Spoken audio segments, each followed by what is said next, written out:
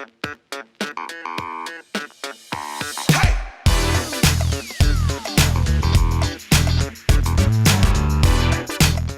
you ever considered entering the Russian market? Well, maybe you should.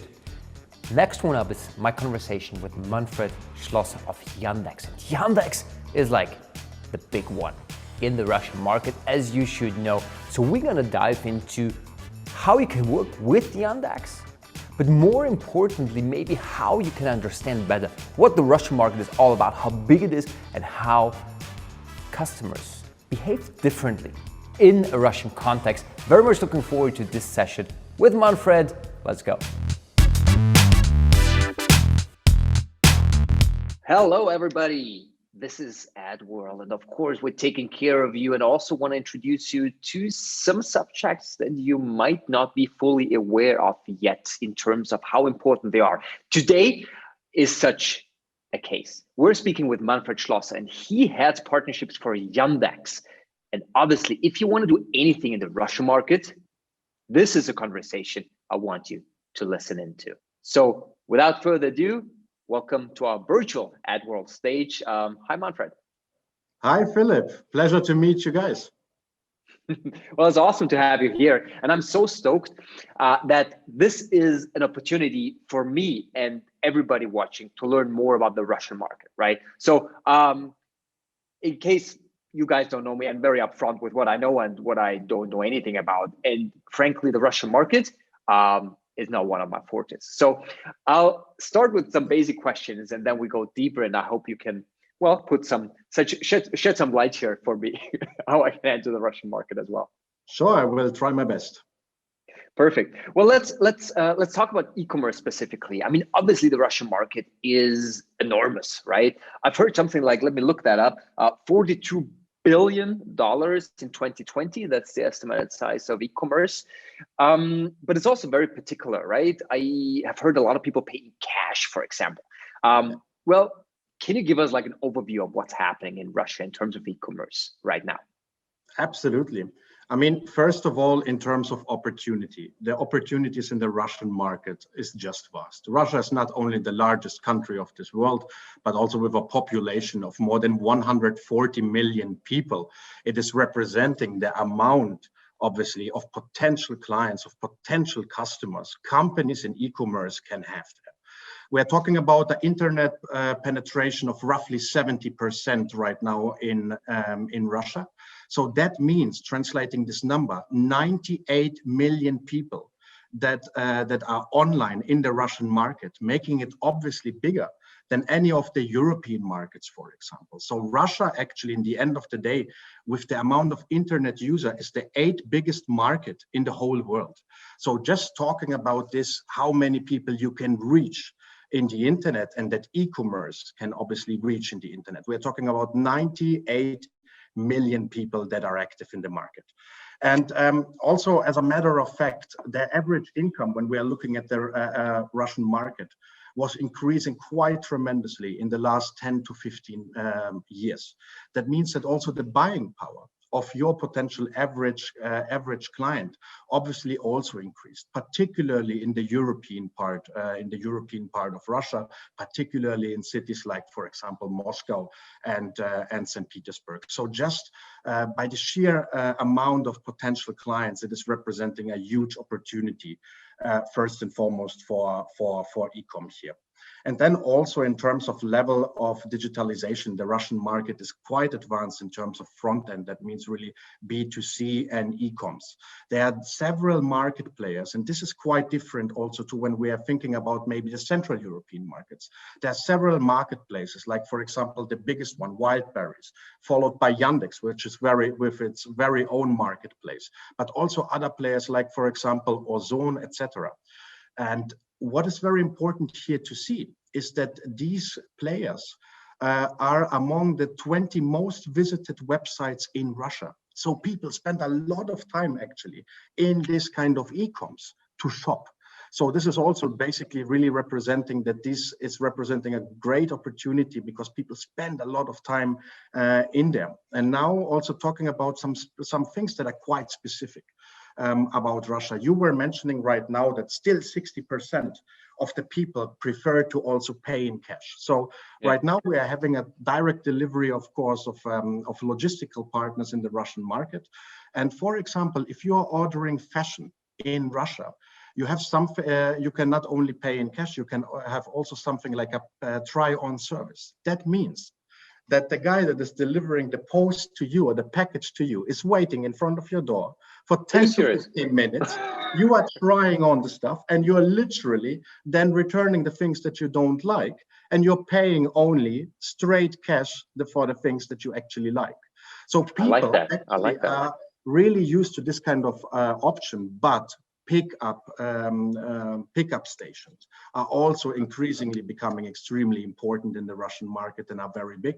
People are using this, and also what we see in the last couple of years, credit card payments, digital wallets are going to overtake also this kind of cash payment. So this is a trend that we not only see worldwide, this is also a trend that we see in Russia. And we believe that within the next 2 years that this will actually overtake the general cash payments. That's fascinating. Okay, so definitely a huge market. I got that. The one thing that strikes me is that obviously Russian people have a different user behavior, right? They act differently. And just the example that you mentioned about the delivery person actually waiting on somebody to try on stuff and then taking it with them again. I mean, that I've maybe that exists in other markets. I've definitely never experienced it myself, and it sounds very convenient. What other kind of traits do we find in Russia, things that are different that people have to keep in mind if they want to enter the Russian market? Yeah, I would say it's coming down to convenience and pace. So convenience that I mentioned right now with an example is this try-on service that is just mega convenient, mega customer-centric, customer-friendly. And when it's coming to really pace, it's about the delivery time. I give you an example right now. When I was spending time in St. Petersburg, I was living there in January and February. I was ordering, for example, a coffee machine because I'm personally addicted to coffee, and Russians are actually more the tea drinking kind of guys. The delivery time was 1.5 hours. What? So I ordered this online, and the Russian version of that, obviously also very well, MediaMarkt. And this was El Dorado, and they delivered it within 1.5 hours door to door. This is the delivery time, and this is the convenience. This service has costed me 180 rubles, which is translated into USD to 250. Wow, 250 for having a delivery time of 1.5 hours in the city center of St. Petersburg, and people care about it because people in Russia very often want to have the stuff delivered now, and if they want something, they want it right now, and they are also expecting this kind of logistical services and this level of convenience and this level of pace also from the local players and marketplaces. But also e-coms are investing heavily into logistics, and particularly here we are talking about last mile delivery. Also one of the topics that Yandex is right now investing a lot in order to make it convenient, in order to make it extremely fast. That's a major difference, especially where I'm also living. I'm living in Switzerland, and the normal delivery time here is 2 to 3 business days. That is something that in Moscow or St. Petersburg would be considered slow. And here we would say, hey, that's actually quite okay. That's actually fast. So that's a mega difference in comparison maybe to the Central European markets, for example. Yeah, definitely. I was just wondering, so I live in Vienna, Austria, and it's probably quite similar to the situation in Switzerland. And next day delivery is typically the very, very best that a place like Amazon can offer. And other shops are, as you say, usually more within the 3 to 5 business day range, right? Interesting. Okay.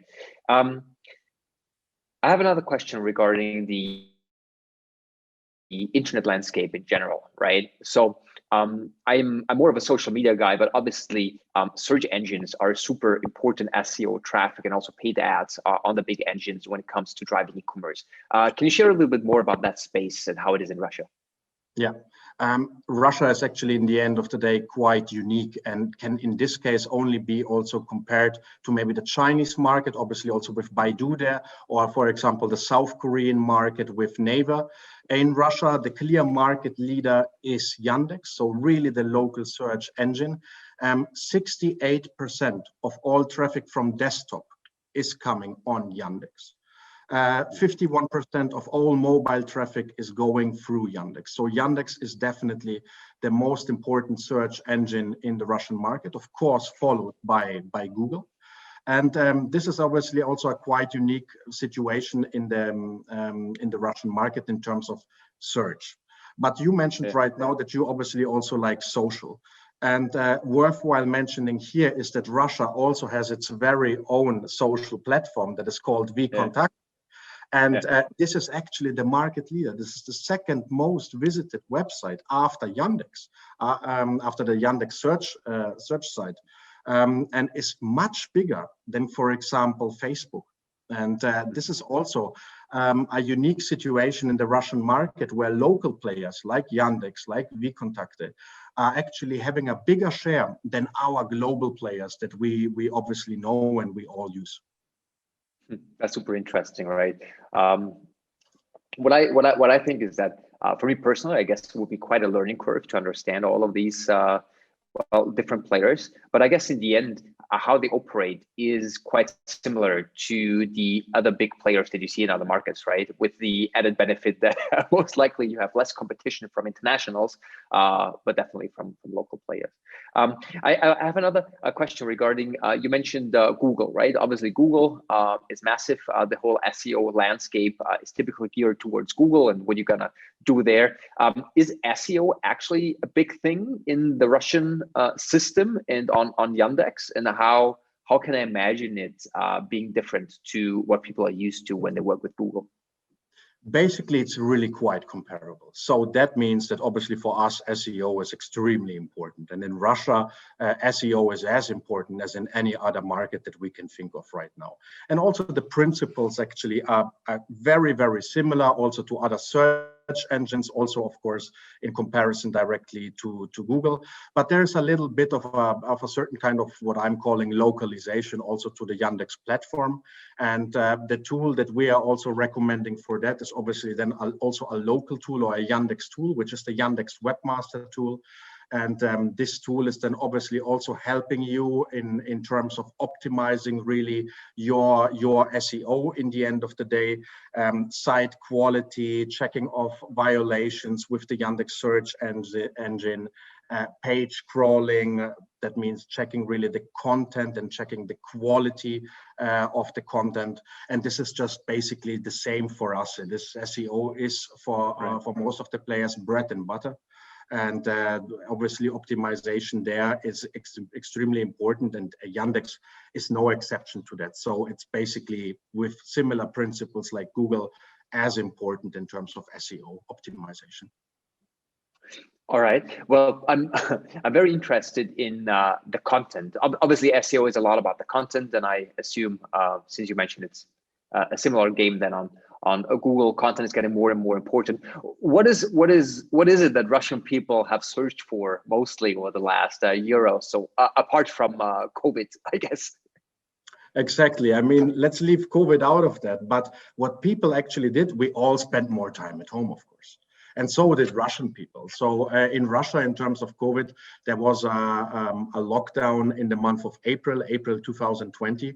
And what people started searching for was do it yourself, basically.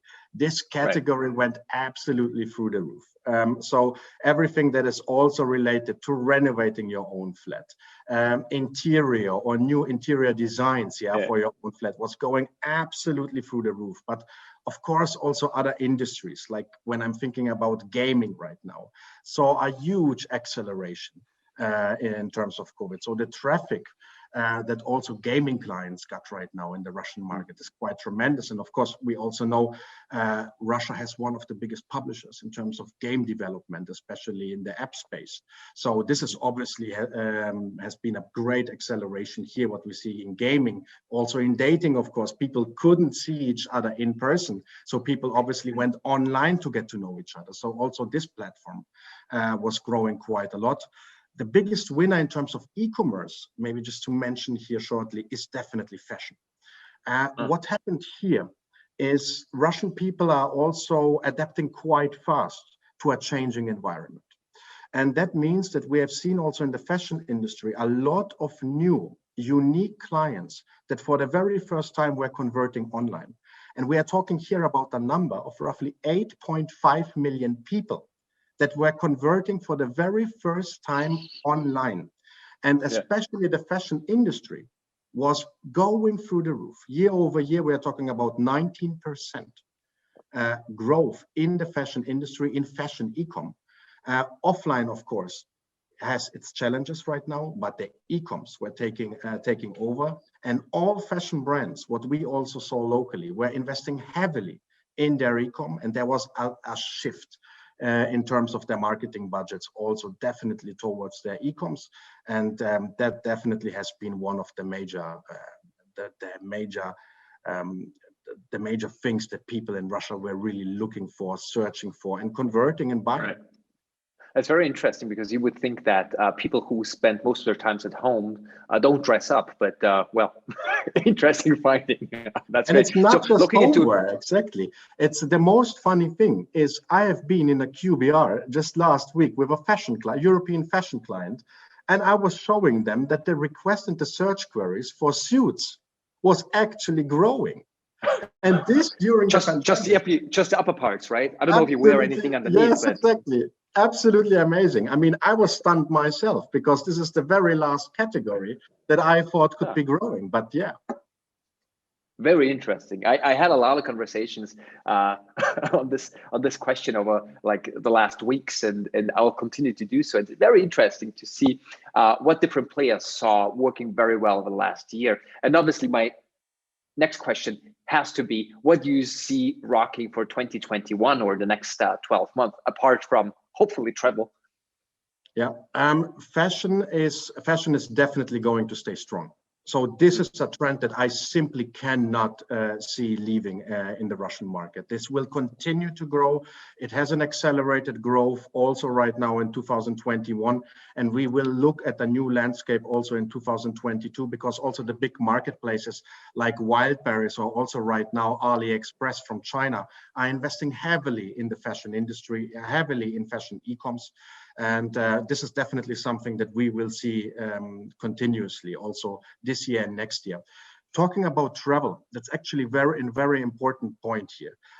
We are sitting, of course, in Central Europe right now, and we're having certain kind of limitations if we want to go abroad. It is possible, but we have definitely some certain kind of limitations. Russia is recovering much faster than Western markets right now in terms of travel. Because on one hand, it is the local travel that is really going through the roof. So travels within Russia were growing by 38% year over year, and we think that this is going to continue. But also international travel for Russians right now are more open in terms of the regulations than what we see right now in Western countries. So Russia is actually is really accelerating here as well, because they're recovering faster. And this will definitely also be something that will not recover to 100%, especially in comparison to 2019. But we see that more and more people are actually right now also converting and looking for their travels online. That actually classical tours, classical package that were before that booked offline are also moving to the online sphere. So that's definitely a trend that I see growing, and travel will be back to where it has been and will be even stronger in the upcoming years. I think so. I think so too. Yeah, it's just a question of timing. So we'll see how that goes. But it seems like a lot of the bigger players, especially also publishers, are actually preparing a lot for further opening up of the markets. So this is going to be interesting. It's going to be quite a bloody war, I guess, once things start shifting. Speaking of war and victory, how is Yandex actually preparing for what's coming up? I wanna get a sneak peek into what other people might not know yet, and what kind of services I might be able to use for my Russian experiments in the near future. Yeah, Yandex first and foremost is much more than a search engine. We are also really active in different parts of our business. For example, we have, of course, also the biggest video network in the Russian market. We have the biggest display network in the Russian market. So we are also covering, obviously, the different stages of the conversion funnel, that advertisers can use with us. And we are going to furthermore invest even more in everything that is related to video, to audio visuals as well. We also have, of course, a unique platform that is called Kinopoisk in Russia. That is the Russian version of Netflix. It actually has more subscriptions than Netflix in the Russian market. And also here, this allows, of course, advertisers to book a masthead with us, for example, to book a unique advertising opportunity where you have 100% share of voice. So we are also going to continue working on that. And also we are working on content creation. So that is something that also Netflix is, of course, doing already. We are also stepping into this game. We also want to definitely play our part in this kind of trend. But Yandex also, what a lot of people don't know, Yandex is also the Russian Uber. Yandex Taxi is by far the biggest taxi service in the Russian market. Yandex Drive is the second biggest shared driving service worldwide. A lot of people are not aware of that, but Yandex Drive is also right now expanding outside of Russia. We have just entered CIS countries like Kazakhstan, for example, and we will certainly also see Yandex Drive in Europe in a couple of, maybe not months, but next year. It is something that we will definitely see.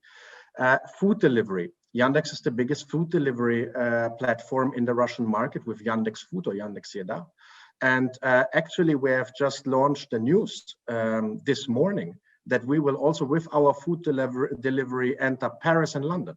So I'm looking forward to this kind of projects also outside of search, coming into different markets. I'm talked about automotive, like taxi, of course, like, for example, also shared driving, but also food delivery are parts that have been accelerated or have been growing for us a lot, and will be definitely also entering different markets. So I really hope that we will see Yandex not only as a search engine in Europe, but also with all the different services, basically as a technological company that is building digital ecosystems in the end of the day for a society. And I'm very excited about this kind of market entries. Well, that sounds like an exciting story that you guys have ahead. I'm very happy to be a little part of that journey, and I will definitely watch what you got to build over the years to come. Last but not least, that conversation definitely helped me understand the Russian market a bit better, and I'm intrigued. Maybe I'll just look into the Russian market and entering it with our clients and companies as well. So thank you so much, Manfred, for sharing a little bit more about Yandex, and obviously about how to go forward in the Russian market. That was great. Thank you. Thank you so much, Philip. It was a great pleasure.